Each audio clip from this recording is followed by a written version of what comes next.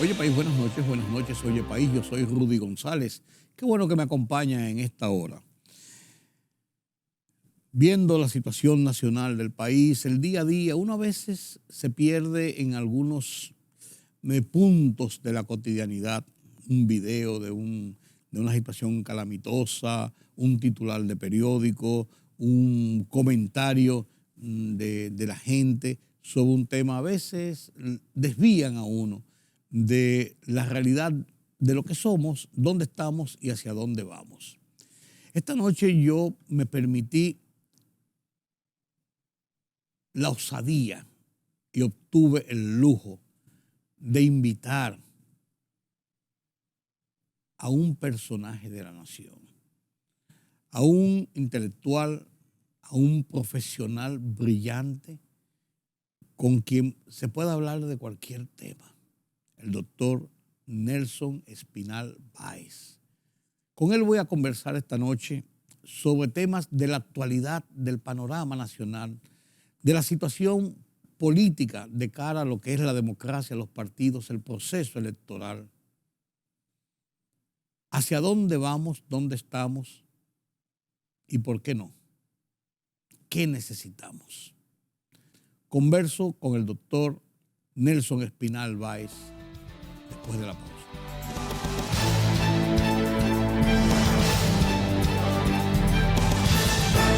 La libertad solo reside en los estados en los que el pueblo tiene el poder absoluto. Por el respeto a los valores democráticos y la dignidad del pueblo dominicano, El Rumbo de la Tarde, plural, objetivo, comprometido siempre con la verdad. Con Georgie Rodríguez, Rudy González y Ramón Colombo. Los poderosos ya están en el aire.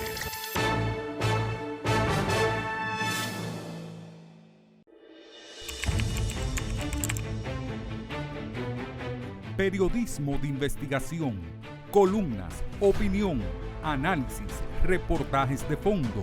Hora por hora, una completa plataforma multimedia. Periodismo con valor. Noticias horaporhora.com.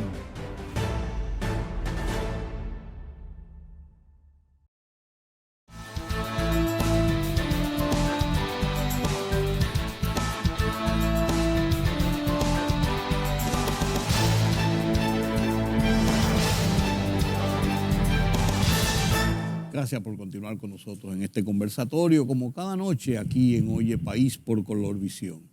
Tengo la oportunidad hoy, como le decía en la presentación anterior, tengo la oportunidad de conversar con un personaje de nuestra sociedad, con una persona interesante, una persona con la que se puede discutir, con la que se puede disentir, y uno termina tan apabullado por sus formas y por sus razonamientos, que hasta termina dándole la razón.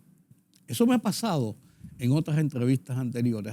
Hace tiempo que no conversábamos, pero qué bueno tener esta noche aquí de nuevo a Nelson Espinal Báez, un hombre de Santiago, pero que nos hemos robado aquí en la capital. Lo tenemos aquí, un hombre del país que está siempre presto a dar de sus conocimientos como consultor, como especialista en trabajar situaciones de crisis, abogado, politólogo, un hombre con mucha experiencia en lo que es nuestra sociedad, en lo que es nuestra vida y lo que son los puntos focales para tratar de aunar esfuerzos y avanzar en este país. Gracias por acompañarme de nuevo, Nelson. Un placer, de verdad. Qué placer estar contigo. De verdad que sí, querido amigo. Sí. Un gran placer. Me debes unos cafés, pero eso después del programa vamos a ver cómo los cuadramos. Te pago con intereses. Yo espero. Me gustaría comenzar este conversatorio contigo con una reflexión. Yo tuve una reflexión en estos días y escribí mi artículo en el Listín Diario, mi último artículo, precisamente sobre el tema. Tuve una reflexión, me extrañó mucho, me causó cierta curiosidad el ver que en la encuesta, la última encuesta publicada que ha hecho mucha fama en el país, la Gallup RCC Media, había un renglón abajo donde planteaba la opinión del dominicano sobre sus políticos, sobre los partidos, sobre la democracia. Y los datos que arroja esa encuesta, estoy poniendo ahí en pantalla para que veamos los datos que arroja esa encuesta. A uno hasta frío se queda. La gente no le importa quién gobierne, no le importa la democracia. Los partidos no tienen importancia, ni los políticos para ello. Yo creo personalmente que no es así. Pero ¿por qué? ¿Por qué la gente piensa así? ¿Qué ha pasado, Nelson, en tu forma de ver las cosas? Sí. Mira, la democracia es el único sistema, como sabemos, el único sistema capaz de contener alto grado de contradicciones y conflictos. Y con ello la democracia en sí misma se transforma. Nosotros vivimos un sistema de apertura democrática a partir del ajusticiamiento del dictador Trujillo en el 61. Vino ese interregno, ¿no?, del 61 hasta el 66. Revolución de Abril, gobierno de Don Juan, gobierno provisional, triunvirato, que hubo de todo. Gobierno, golpe de Estado, gobierno de facto, revuelta, intervención. Tenemos de todo. Ahí tenemos de todo. Hay un libro completo. Vino el proceso del 66, gana el doctor Balaguer, en la forma en que ganó, no nos vamos a poner a analizar este tema ahora. Y la democracia ha evolucionado en nuestro país, vamos a ser honestos. Y vamos a ser agradecidos del liderazgo democrático. Vino esa etapa de los 12 años del doctor Balaguer, con sus defectos, con sus limitaciones, con sus violaciones a los derechos humanos. Vino el cambio del 78, evolucionamos, hubo un cambio pacífico, con tensiones como siempre. Es que si no seríamos aburridos. Exactamente. Vino el 86, volvió el cambio, volvió el doctor Balaguer, después finalmente otra crisis del 94. En el 94 se hizo un pacto por la democracia, elecciones en el 96, gana el doctor Fernández y no entra una nueva generación. Y entran unos nuevos actores, el doctor Fernández, Hipólito Mejía, Danilo Medina, hoy Luis Abinader. ¿Qué sucede? El país hoy, la sociedad dominicana, tiene como por seguro la importancia, tiene como por seguro la funcionabilidad de nuestra democracia.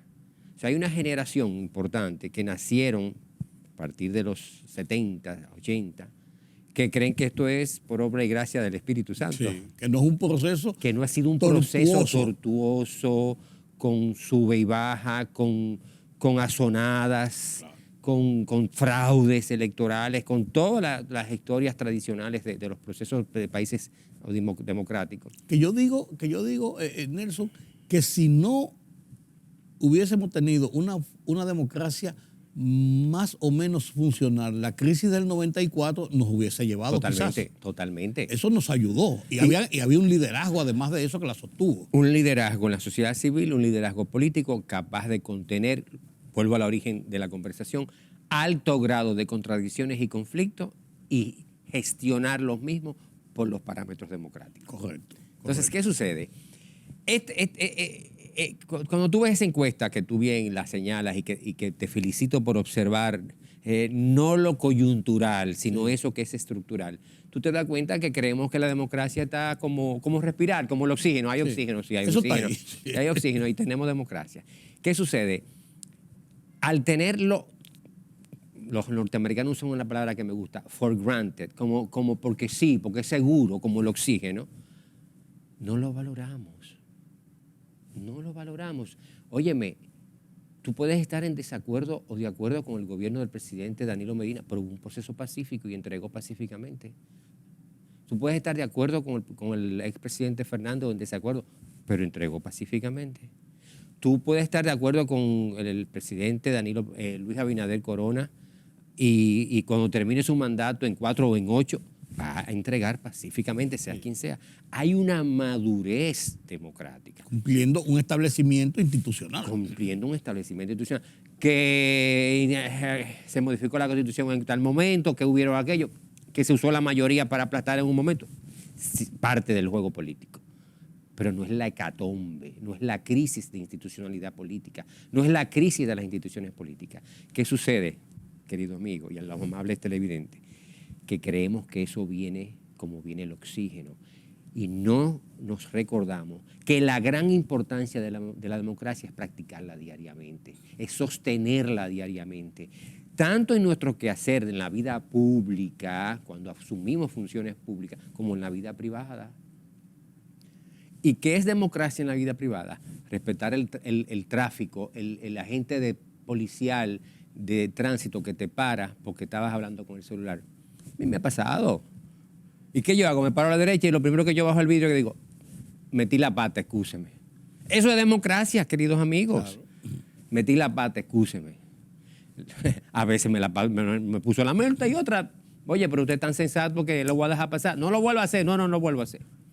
Eso es democracia, esa madurez ciudadana que se va construyendo en lo individual y privado y en lo público, en la cosa pública, en la vida pública, como diría Hannah Arendt, donde nosotros contribuimos a que ese sistema fortalezca y cree raíces en los procesos de toma de decisión de una nación, es la clave para pasar a un nuevo estadio de desarrollo institucional de nuestro país. Conversando con algunos amigos sobre este mismo tema, habían corrientes de ideas que las concluyo de una forma entendible.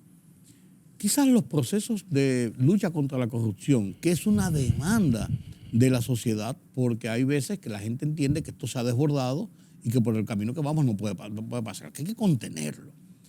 Bien, y no en la República Dominicana, en América Latina y en el mundo, pero en América Latina y lo extrapolamos a nuestro país. Nosotros tenemos que vernos, no es que lo que pasa en Honduras no me importa, lo veo como un ejemplo, pero lo veo primero lo que pasa aquí.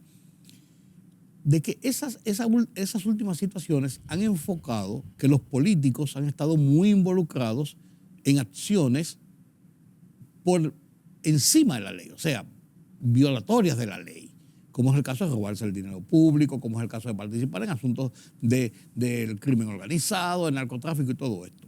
Sin embargo, con todo y eso, y con todo ese descreimiento que quizás a nuestra juventud, principalmente, que no entiende ni conoce esos antecedentes de lo que tú hablas y no puede relacionarlo con esto, puede ver que, ¿para qué los políticos? Y entonces yo decía en mi artículo de esta semana que hablaba sobre el tema, que ahí está el peligro de los outsiders. Esa gente que no sabe cómo se maneja el Estado ni cómo la política tiene esa importancia y trascendencia para mantener un sistema como la democracia. Y yo pongo un ejemplo, yo lo pongo. Chávez, por ejemplo, surge de los cuarteles. Y entonces, por el fracaso de los partidos en Venezuela, los copellanos y adecos. Entonces, uno dice, estamos en República Dominicana en una situación, en un camino que podíamos deteriorarnos hacia estadios de esa naturaleza o simplemente estamos recibiendo señales para que eso no ocurra.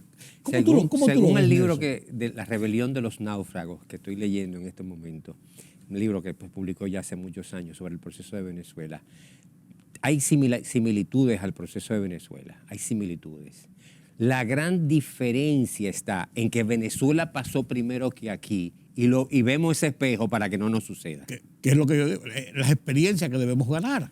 Lamentablemente para los amigos venezolanos, sí. Lamentablemente para los amigos venezolanos, pero la suerte que tenemos es que vemos ese espejo y decimos, espérate, esto no. Pero volviendo, vamos a decir, a lo estructural que tú estás compartiendo, que es muy interesante. Fíjate, el chavismo es a la izquierda, lo que, desde mi punto de vista, lo que es el trumpismo a la derecha. Sí. Una distorsión de los valores de izquierda y una distorsión de los valores de derecha, donde un líder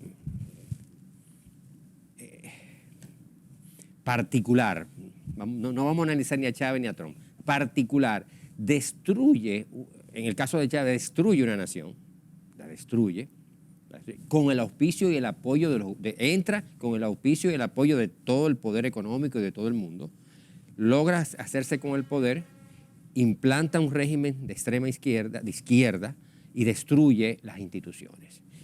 La diferencia, el trumpismo, vamos a decir, de derecha, intentó lo mismo, intentó lo mismo, con la diferencia en la tradición y la fortaleza de las instituciones democráticas de los Estados Unidos. Ahí está la diferencia. Ahí está la diferencia, querido amigo.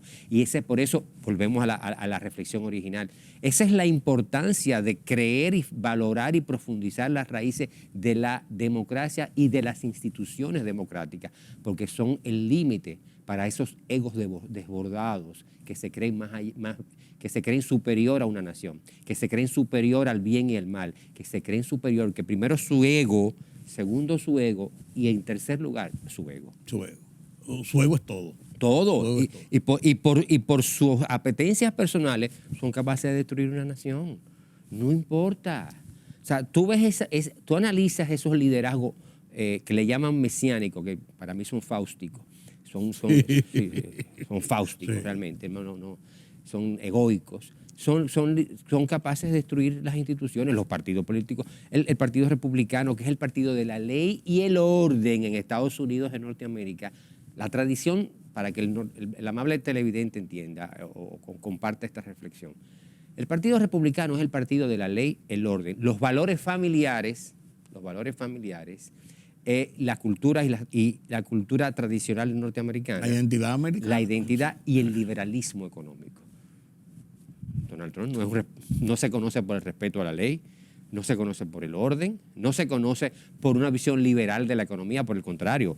Al contrario, es una visión autárquica de aislamiento económico que le dio la espalda a Europa. Lo estamos metiendo en política internacional, pero al final es lo mismo. Que le dio la espalda a Europa en sus 4 años porque América primero. Y no se ha dado cuenta todavía que si Europa cae, 3 días después cae Estados Unidos. Ese es el ABC de la visión occidental del mundo, del planeta. Entonces, fue capaz de hacer todo eso y es capaz hoy de hacer eso y más para él salvarse. Pero así vimos el chavismo, así vimos el madurismo y así vimos estos extremos de la visión mesiánica, que es más bien fáustica, de la política, donde el ego prima sobre las instituciones, donde el ego prima sobre los intereses nacionales. Sin entrar en ideologías, profundizar en ideologías, el ejemplo de Cuba, que en su momento tuvo quizás su razón de ser, que en su momento fue heroico, que fue importante, como al paso de los años Cuba se ha quedado estancada en un continente que lucha día a día por superarse, a 100 millas de las costas de la Florida. Exactamente. ¿Cómo es posible? Pero mira, tú mencionabas algo así de pasada, y yo también, pero que en este escenario que vivimos los dominicanos, tenemos un problema, a mi juicio. Mientras esa nueva generación que sube en República Dominicana y no conoce la fortaleza de ese liderazgo que nos llevó al punto de esta democracia y de estas libertades a la dominicana, como yo le digo, pero que funciona. Esos liderazgos no están. Uh-huh. Tenemos un relevo de liderazgo muy rápido. Nuestros líderes se murieron en 10 años prácticamente. Los líderes que fueron presidentes y que no fueron presidentes, Peña Gómez, Balaguer, Bosch, Magluta, Peinado, si tú te pones a ver, Salvador, las grandes gente, Don Antonio, la gente que hizo, que formó, que luchó por esa democracia, se nos fueron muy rápido. Sí. No hubo la oportunidad de hacer relevos en la sociedad y entonces nos encontramos con jóvenes brillantes, digo yo, presidente Leonel Fernández, de esa nueva generación, jóvenes ya no son tan, no son tan jóvenes, están un poquito más viejos. Luis Abinader. Sí. O sea, para poner 2 así rápido, vemos ese nuevo liderazgo, pero la gente como que no le ve esa fortaleza a esos grandes líderes para seguirlos. Entonces uno dice, nos encontramos en este escenario incluso de preelectoral o dentro ya de un proceso de camino a unas elecciones un poco desguarnecidos. Nelson. Mira. Digo desguarnecido del liderazgo, de ese liderazgo fuerte que cuando dice por aquí es por aquí. Digamos que ese liderazgo fuerte se ve en todas las esferas de la vida pública nacional, la Iglesia Católica, por ejemplo. Se ha visto eso en varios espacios. En el empresariado en un momento determinado. Sí, no, exacto. la escuela de aquella época de Don Payo Ginebra, ¿no? Oh, claro, Papianarri, Payo Papi Ginebra, Ginebra, Gil Brache.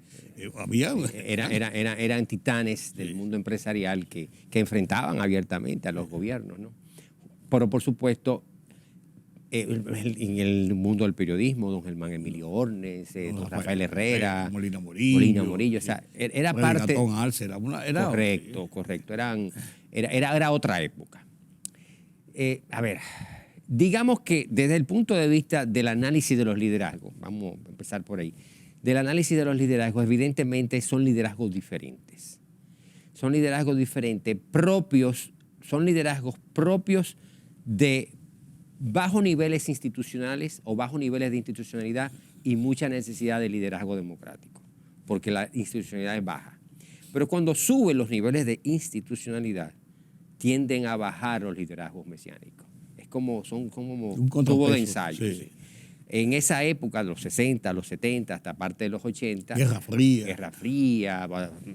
Estos liderazgos que creían, y en América Latina lo vimos también, estos liderazgos que creían en la democracia, que fueron líderes, don Alejandro Grullón, por ejemplo, en el mundo empresarial, claro. Eran demócratas con bajos niveles de en un país con bajos niveles de institucionalidad. La democracia americana ha ido elevando sus niveles de institucionalidad. Y la necesidad de estos liderazgos fuertes en la iglesia, en el empresariado, en el periodismo, se ha ido compensando con más niveles de institucionalidad. Y tú tienes el caso hoy del sistema de justicia. Lo que vimos en la evolución del sistema de justicia, tenemos que decir y agradecer que el sistema de justicia de hoy es mucho mejor al que teníamos hace 30 años. Claro. Mucho mejor. No estoy diciendo que es bueno, no estoy diciendo que es perfecto. Con virtudes y defectos, para decirle así. Pero lo que teníamos hace 35 años, por amor de Dios, yo ejerzo mi profesión de abogado al lado de mi padre. Y con 17 años empecé a cargarle el maletín y yo veía estos tribunales y aquello me daba pánico. Lo de hoy no es así, ni el Ministerio Público, ni los jueces. ¿Qué falta? El tránquenlo y que resuelvan justicia. Tránquenlo, por amor de Dios. Y yo digo... ¿Tú no se acuerdas, perdón, que en los cuarteles había un letrero que decía los comunistas son los enemigos de la patria? Claro. Por Dios, yo no postulo por el comunismo, pero que tu ideología te haga enemigo de una patria, eso es antidemocrático totalmente. Claro, y yo recuerdo aquella... No era una frase, era una decisión. Cuando encerraban a una gente 3, 4, 5 años y no le pasaban causa de muerte, condenaban a pena cumplida. Exacto. Es una violación mayor del derecho de un hombre, a pena cumplida. Eso era un despropósito. Querido amigo, le voy a contar esta historia. Cuando yo estudio Derecho en Santiago, además de trabajar con mi padre, yo hago lo que se llama en aquel momento la práctica jurídica en los tribunales. Claro. Y los estudiantes de Derecho en la Madre y Maestra de Santiago teníamos que asistir al abogado de oficio del tribunal en casos. Y me asignaron un caso. El primer caso que yo trabajo, un caso penal. Yo estoy trabajando con el abogado de oficio, yo preparo mi caso y todas las cosas.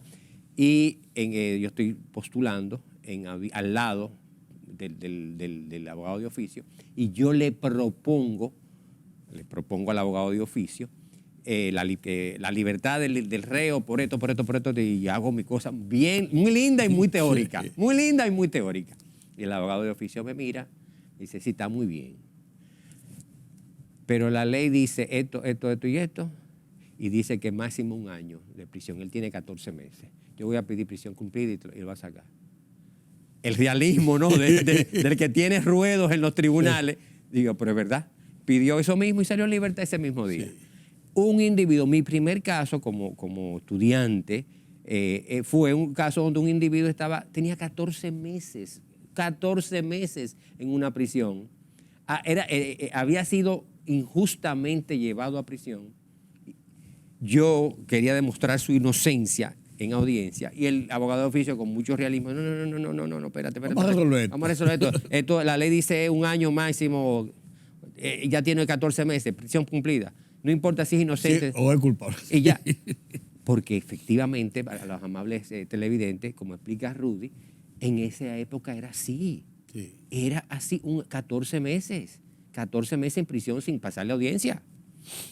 Y de ahí los presos políticos se justificaba, por política ni se diga. Ni se hablar. La famosa granada y la pistola con la numeración limada y cualquier cosa que pasara. Eso que tú dices es correcto. Ha cambiado el sistema de justicia todavía con sus virtudes y defectos. Y todavía sí tiene que cambiar más, como tiene que cambiar todo más y tiene que seguir cambiando. Pero yo creo que el salto que se ha dado, cuando uno extrapola aquello, cualquier cosa, ese ejemplo que estamos diciendo, al sistema como se maneja hoy, es del cielo a la tierra, Nelson. Y esas son las bases de la justicia, la base precisamente de una institucionalidad y de una creencia en un sistema. Por eso decía yo en un artículo en días pasados, y quiero aprovechar para conectar esta conversación, conectando las movilizaciones que se dieron en República Dominicana a partir de enero del 2017, okay, unas movilizaciones ciudadanas que tuvieron su razón de ser precisamente en la anticorrupción, en la no impunidad, etc. La Marcha Verde del 22 de enero. Del 22 de enero del 17, que fue un clamor nacional, en un origen muy ciudadana, y que no me voy a poner a analizar este proceso per se, pero sí quiero resaltar lo siguiente. Fue y es una necesidad de no impunidad, de respeto a la ley, de no corrupción. ¿Qué es lo que quiero llevar en este momento de la corrupción, en esta reflexión? La necesidad de reformas institucionales que fortalezcan el Estado de Derecho, que fortalezcan el sistema de justicia, que fortalezcan la transparencia y la rendición de cuentas en República Dominicana. Esa es la tarea más importante. Si queremos que haya, que se lleve al tribunal o a los tribunales a quien hayan faltado, claro que sí, lo queremos, pero que también hayan reformas que fortalezcan nuestro sistema de justicia, que fortalezcan la transparencia, que fortalezcan la rendición de cuentas. ¿Por qué? Porque de este proceso de cambio que se inició en el 2020, no se complementará si no hay reformas concretas en este sentido.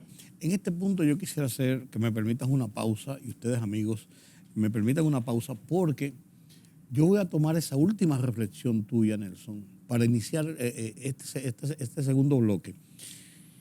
En el punto, precisamente, de la necesidad de que hayan sanciones y ejemplos, pero de la necesidad de que eso sirva con las reformas necesarias para evitar la recurrencia nueva vez de este tema. Con tu permiso, Nelson Espinal Báez, con quien converso esta noche, para mí es un honor analizar estos temas con una persona que no le pone a nadie ni le quita a nadie, analiza la realidad de nuestro país. Permítame la pausa.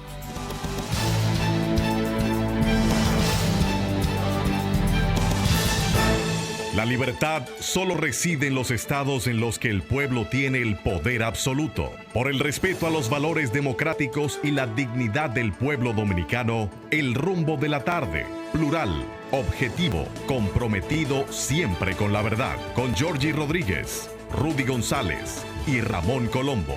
Los poderosos ya están en el aire.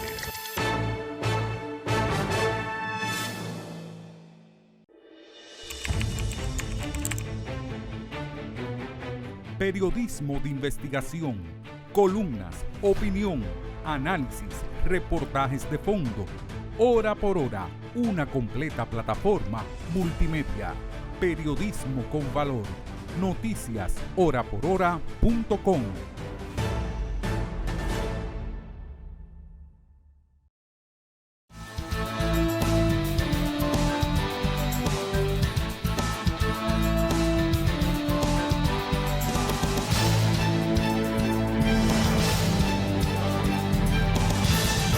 Continuar con nosotros aquí en Oye País, en este conversatorio con Nelson Espinal Báez. Y reafirmo el Báez porque me dio la explicación del Báez. Y yo no sé leer, pero sé dónde dice peligro. Entonces, en la parte anterior, Nelson, y yo me permito decirle Nelson porque es mi amigo, Nelson planteaba algo importante. Y es que con todas estas situaciones que ocurren cotidianamente, sí, vemos, hacemos cosas buenas y qué bien, y se sanciona o se cambia esto, pero si no transformamos el país, si no dejamos estructuras fuertes con reformas confiables, que la gente crea en ellas, que vea su valor y que tengan su valor en sí misma por lo que producen en nuestro marco institucional, estaremos siguiendo una rutina cotidiana. El tema, por ejemplo, de lo que hablábamos anteriormente, de la sanción a la corrupción,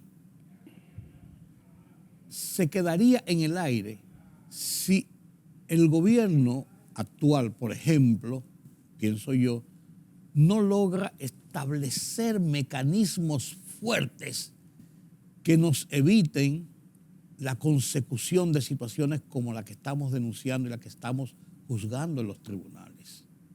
Porque estaremos poniendo un parche de una situación anterior y seguimos con la situación actual. ¿Qué dice la gente en esa misma encuesta que yo le mencionaba? La gente cree que la corrupción sigue. Y dice la mayoría de la gente, casi un 70%, no es tan fuerte como la del anterior gobierno, pero sigue. O sea, en esto que habla Nelson, y es lo que yo interpreté al final del bloque pasado, es que debe haber un sistema institucional, reformas claras en la administración pública que nos eviten la consecución de esta situación. ¿Te interpreté mal? Perfectamente bien, impecablemente bien. Es la obligación político-institucional del cambio, voy a repetirlo, es la obligación político-institucional del cambio como gobierno, como propuesta de país, como oye país, Sí. como oye país, es la propuesta político-institucional del cambio ante las movilizaciones nacionales iniciadas en enero del 2017. Es la aspiración legítima de la República Dominicana, de la ciudadanía consciente de Puerto Plata, de Santiago, de La Vega, de Bonao, de la capital, de todo el país, que dicen, espérate, las virtudes de los gobiernos del PLD las hay. No tengo esta visión satanizando al PLD. Sesgada. No, jamás. Tú traes a alguien aquí del PLD y te enumera extraordinarias acciones de ellos. Pero la gran limitación fue la enorme corrupción. Entonces, ahí está la justicia haciendo su trabajo. Perfecto. Que lo haga y que lo sigan haciendo contra los pasados, contra y contra los que vienen. Un sistema de justicia fortalecido, perfecto. Pero también pongámosle pestillos, candados doble a la administración pública con reformas concretas en múltiples temas.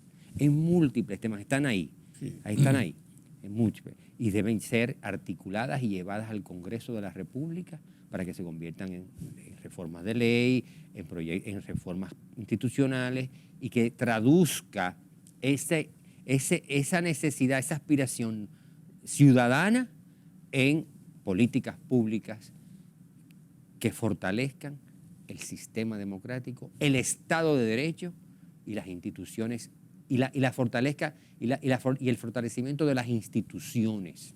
¿Por qué? Porque una de las carencias ciudadanas es, ante la falta de fuerza institucional, queremos el hombre, el fuerte, lo que llaman el machismo político. Ante la falta de poder de las instituciones, queremos la fuerza del Trujillo que tenemos detrás del oído.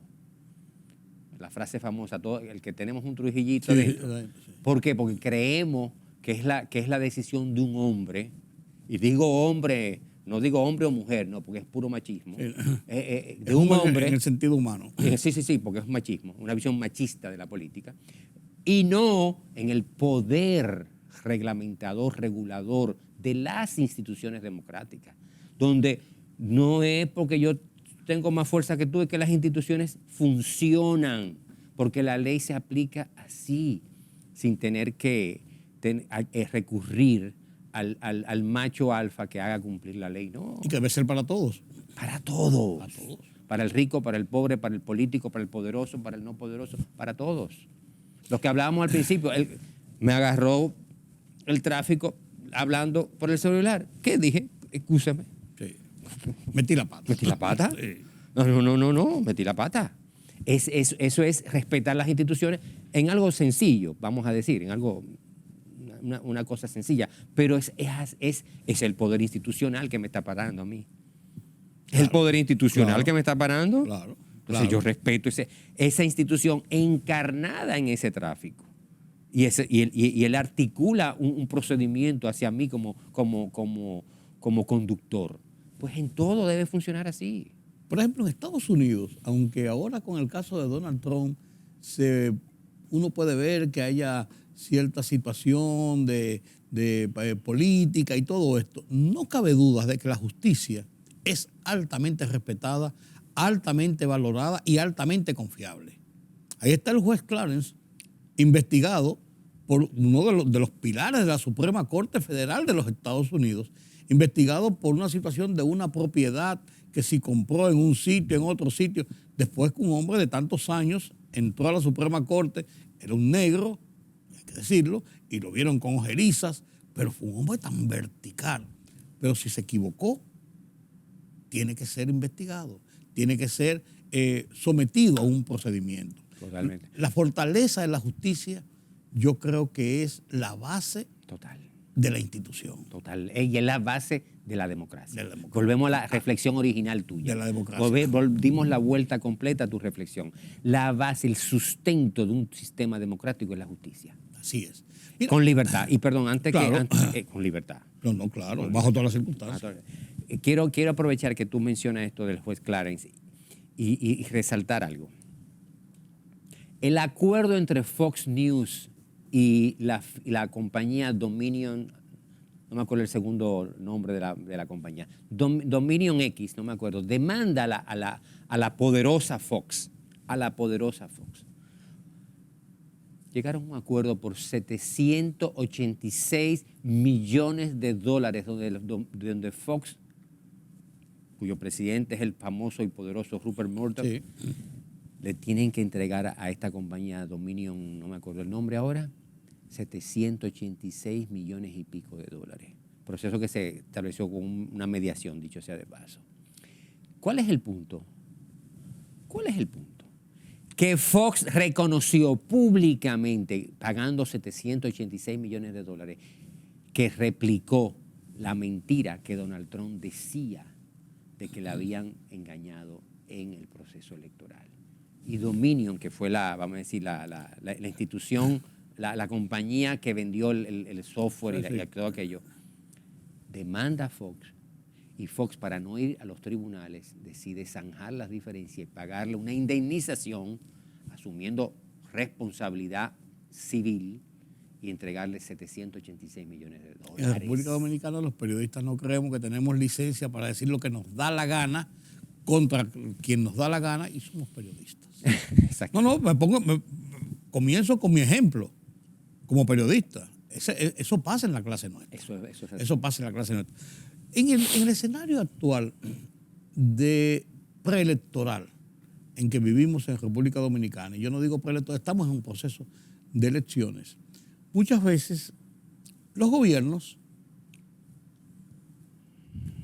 reculan un poco, ceden un poco ante ciertas iniciativas porque estamos en campaña y hay cosas que, por ejemplo, ¿a quién se le ocurriría un gobierno que quiere mantenerse en el poder, meter una reforma fiscal, por ejemplo?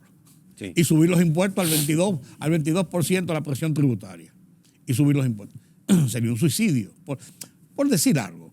Entonces, muchas veces los gobiernos son más conservadores en esta época en las iniciativas y muchas veces entonces también se desbordan desde litorales políticos, principalmente en oposición, por el mismo gobierno. en los dimes y diretes y pierden lo que es esa continuidad de la que tú hablabas para llegar a establecer esas reformas. Podríamos estar en un momento como este, porque a veces uno ve algunas pasividades cuando ocurren casos que uno dice, es una tontería, no tiene que ver. Sí, pues tiene que ver. El caso ese de los niños de la maternidad San Lorenzo, de los Minas, 34 niños que murieron, y, no, eso fue un descuido, una cosa, eso es más decir, es que son parte de lo que nosotros creemos en un sistema de salud, en lo que demandamos del Estado, acciones para que eso no ocurra. ¿Tú crees que estos periodos así electorales son un poquito confusos y peligrosos para esa continuidad de la que tú hablabas? Y le doy seguimiento a tu tema. Sí, mira. La respuesta rápida y después la respuesta lenta. La respuesta rápida es sí.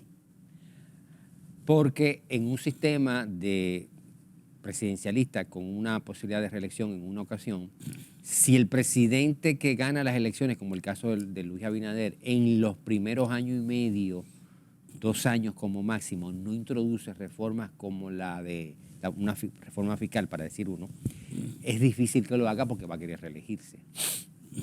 Va a querer reelegirse. Sí. En un sistema donde, por ejemplo, son en México 6 años y basta, tú vas a hacer lo que tienes que hacer y no volverás nunca. Sí. Entonces, ahí digamos que es diferente. Es diferente. Entonces, la respuesta es sí.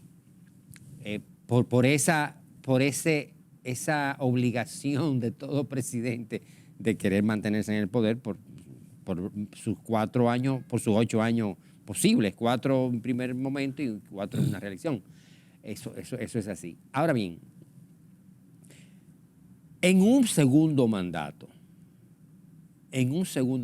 debe ser la obligación de ese presidente reelegido de dejar un legado, de un Estado organizado, de un Estado institucionalizado, de un gobierno de la cosa pública, de un gobierno del Estado, de un antes y un después. Vamos a hacerlo sencillo, de un antes y un después. Y creo que es la gran virtud que tiene esa reelección de cualquiera. Sí. De cualquiera. Sí. Estamos hablando en términos... Estamos hablando porque es el momento. Pero y de análisis. Sí. De análisis del proceso. O sea, es lo ideal. En ese segundo mandato es donde tú debes apostar que cuál es mi legado como presidente. ¿Qué yo voy a dejarle al país en términos de frontera, inmigración, Haití, en términos institucionales, justicia, en términos de política internacional? Y hacer las grandes reformas que merece una nación. Y mi pregunta o mi comentario anterior venía ligado también a esta parte, en el hecho de que nosotros, el actual gobierno, a veces Luis Abinader, pero se llama Luis Abinader, o sea, a partir del 20 hacia acá, lo que hemos administrado crisis. Sí. Estamos tratando de recomponer el país después de un encierro, después de una pandemia, después de una crisis económica, desempleo y todo esto, recuperarlo. Guerra de Ucrania. Para un país como nosotros, no, ahí se nos metió entonces la guerra y ahora la OPEP amenazando con aumentar los precios del petróleo, reduciendo su producción a partir de mayo en 1 millón diario de barriles. Correcto. Eso va a impactar. Entonces, yo veo que el escenario ya del pasado inmediato debe quedar. Y ahí viene, si entra, la segunda oportunidad de la obligatoriedad en una segunda oportunidad, si la hubiera para Luis Abinader, de hacer esas transformaciones. Debe hacerla. Y llegar otra gente de la oposición, tratar de dar continuidad al Estado de lo que hay, si fuera el caso, para hacer esas transformaciones. Es llevar la democracia dominicana a un estadio superior. Claro. Un estadio superior. ¿Por qué lo que el anterior es malo? Exacto. Si hay cosas buenas. Hay muchísimas. Sí. Hay muchísimas. No creo en la que llaman el adanismo. No. Es que no lo No hay. puede ser, no puede ser. Entonces, no. Es llevar a un estadio superior, cogiendo lo bueno que ha sucedido en el pasado, cambiando todo lo negativo e intentando cambiar, mejorar, hacer reformas, construir nuevos consensos que produzcan cambios que fortalezcan el sistema de partido, que fortalezcan la democracia dominicana, que fortalezcan las instituciones democráticas. Ese es la clave de un país que tiene presidentes que asumen la presidencia como institución que controla y dirige el Poder Ejecutivo. Yo comentaba en el programa de radio que el simbolismo que significó, yo no sé si tú estás de acuerdo conmigo, el simbolismo para mí que significó la llegada de Luis Abinader al acto de los 75 años del Caribe, cuando Leonel Fernández tenía la palabra y estaba participando en un conversatorio con la expresidenta de Costa Rica, Laura Chinchilla, con el expresidente Macri, con varios presidentes, y él se detiene porque entró el presidente y la gente aplaude porque entró el presidente y se para con un gesto de educación y el presidente dice, yo me voy a permitir darme un lujo que solamente se ve en la República Dominicana, que un expresidente del liderazgo de oposición tiene la oportunidad de presentar ante ustedes al presidente de la República, fulano de tal. Y Luis le contestó más o menos en una forma también jocosa y eso, y pasó, pues parecía un chiste. Pero yo digo, ese simbolismo del respeto institucional, Bellísimo. para mí tuvo un significado enorme, impresionante. Como lo manejó Leonel Fernández, como lo manejó Luis Totalmente. Abinader, como lo manejó el público que estaba ahí. Porque la gente ve y dice, aquí se están matando, si se encuentran en la calle se entran a batazos. Y yo creo que no es así. Y los momentos de desgracia de algún líder político ha demostrado cómo otros se suman, dan un pésame, le desean mejores resultados de una situación calamitosa que tiene con su familia, con un hijo, ellos precisamente. Para mí esos símbolos no se pueden perder, Nelson. Jamás. Eso es madurez política. Y es parte de nuestra idiosincrasia de dominicanos que nos reconocen como gente amable, agradable, solidarias. Y es parte de la visión de la presidencia de la República como institución. Es lo que significa, claro. De la presidencia de la República como institución, el cual él o ella la asume, la dirige por 4 o 8 años y se la entrega a otro. Porque la presidencia de la República es en sí mismo una institución. Claro. El símbolo. Claro. El símbolo. Que tener eso claro, no, el presidente. No, es la presidencia de la República como institución que dirige a su vez el Poder Ejecutivo y que dirige una nación. No puedo terminar esta conversación contigo porque me lo van a sacar en cara mis televidentes. ¿Cómo tú ves el manejo de la crisis haitiana? ¿De parte del presidente? No, de parte del país. Porque yo no lo enfoco solamente. Luis Abinader lleva la bandera de eso. Yo creo que es un asunto de país. Con voces que dicen una cosa, con voces que dicen otra, pero del país como tal, frente a una situación de realidad inviable que tenemos en este momento con Haití. ¿Cómo tú lo analizas? Tú que tienes una visión. Primero yo creo que primero hay que decir lo siguiente. No es lo mismo la situación de Haití de hoy de la que se vivió hace 6, 7, 8 años o 10 años atrás. El expresidente Danilo Medina no vivió esto. El expresidente Leonel Fernández no vivió esta situación. El deterioro político, institucional, humano que vive el hermano pueblo de Haití es calamitoso, catastrófico. O sea, vamos a empezar por ahí. Segundo, el presidente Abinader ha aquilatado la situación, la ha visto y ha levantado varias banderas. La bandera de la soberanía, la bandera de lo que implica la importancia de la soberanía, lo cual es positivo, muy positivo. La bandera de presupuesto nacional. La realidad económica. La realidad económica, yo te ayudo hasta un límite, pero no que mis parturientas se perjudiquen por la tuya. La bandera, ahí lo invito yo a levantar la bandera, que es la que falta, de responsabilidad del sector empresarial, que debe levantar esa bandera. Miren, son ustedes que lo traen, son ustedes Entonces, ¿cómo lo vamos a traer? Y esa bandera todavía está pendiente, entiendo yo. Y la bandera internacional, de que la comunidad internacional intervenga, se involucre, trabaje con el tema haitiano. El deterioro es tal que República Dominicana en el día de hoy no tiene un interlocutor con quien negociar. O sea, no existe. ¿Quién? Así es. El que tenga más fuerza de las bandillas. Sí. Entonces, Mira qué nivel. Mira qué nivel, qué locura. Entonces, ¿qué sucede? Ante la ausencia de respuestas firmes de la comunidad internacional y ante la ausencia de respuestas democráticas institucionales de parte de Haití, República Dominicana tiene que tomar decisiones propias por sí mismas. Eso es gestión de conflicto 101, el primer día de clase.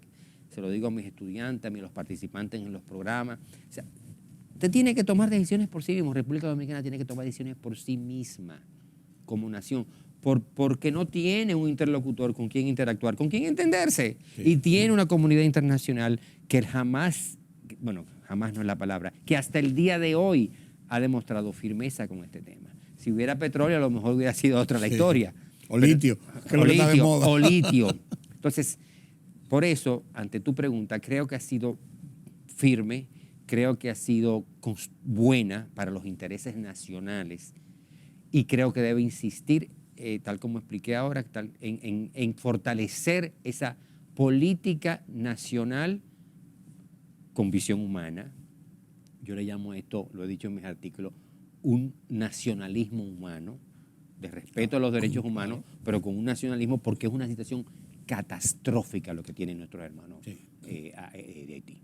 Y una explosión migratoria en República Dominicana nos provoca a nosotros, por mejores intenciones que tengamos, en alimentación, servicios, población extrema. O sea, nos mengua a nosotros de las posibilidades que tenemos y que tenemos que día a día, a brazo partido, luchar para poder satisfacer esas necesidades. Es un asunto también de subsistencia propia. De subsistencia propia. Y que nosotros los dominicanos debemos poner a un lado nuestras ideologías. Señores, esto es muy grave lo que está pasando ahí. El hecho de que un Pelegrín Castillo hable de invasión. No, porque ellos son la derecha. No, son las personas que más han estudiado este tema, y sobre todo él en particular. Espérate, vamos a escuchar qué es lo que dice, qué es lo que escribe, qué es lo que habla. El hecho de que un Wilfredo Lozano hable de otras cosas. Espérate, tiene 30 años explicando esto, hablando de esto. Vamos a escucharnos los unos a los otros y vamos a tener una política nacional. Ese es el tema. Una política nacional con sentido humano, pero que proteja los intereses nacionales de la República Dominicana. Punto, los nuestros. Al final de cuentas. ¿Por qué? Porque es un estado calamitoso lo que hay al lado. Sí, y nosotros no tenemos la posibilidad de solucionarlo. No podemos. No. Si nosotros tuviéramos una varita mágica, fuera otra cosa, pues no la tenemos. No. Nelson, qué placer haber conversado contigo. Para mí ha sido un bálsamo oír tus reflexiones, porque uno a veces se contamina mucho con los titulares, con el día a día, con los videos que uno ve de una situación X o Z, y a veces se pierde en esos pequeños detalles y no ve las grandes oportunidades que nosotros tenemos primero y además el potencial que nosotros tenemos como nación. A veces lo perdemos. Lo perdemos. Sí. Qué buenas esas reflexiones tuyas. Gracias por haberme acompañado en este conversatorio. No podía ser de otra forma conversar con un hombre como Nelson Espinal Báez. Un hombre con quien se puede hablar, de quien se puede disentir, con quien se puede discutir en los planos racionales, en los planos de educación, de buenas costumbres y de buenos propósitos. Buenas noches. Buenas noches y gracias. Gracias a ustedes por haberme acompañado en este conversatorio. Mañana tenemos una cita nueva vez aquí en Color Visión. Yo soy Rudy González. Será hasta entonces.